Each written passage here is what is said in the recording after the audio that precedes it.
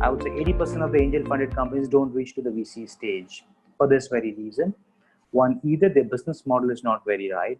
Now they're able to raise funds from angel because obviously angel himself is engaged in his own business or in a job.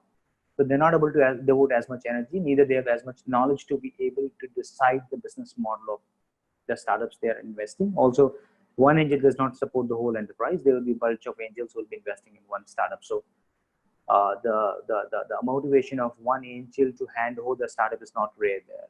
He'll be investing in 10 startups and 40 startups. So one, they would invest and they may not get VC funded because maybe the business model was not right. So that's the most difficult part here, that people are not able to get the business model right, or maybe they planned well, but it didn't turn out as well in the execution part. The product should be easy for the customer.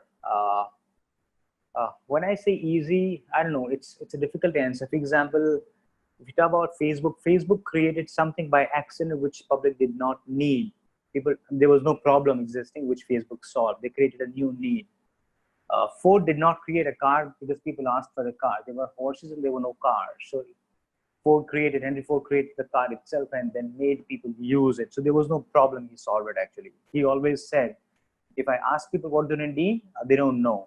They would say faster horses. They would never say cars because cars didn't exist. They don't know what a car looked like. So that's why they are more future-ready model, I would say. But that's a great business model to reach out to the user, and the user is using it in a crazy manner. So one is your product has to be extremely useful to the audience. Sometimes audience knows it.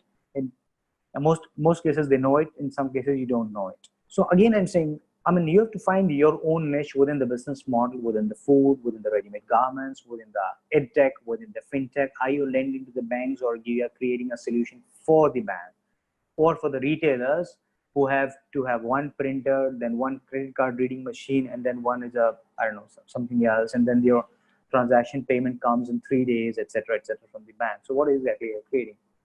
You have to find your niches. In India, generally, I say the supply and demand is there everywhere. You have to solve one problem. There's always a logistics problem, like Zomato solved, like Uber solved.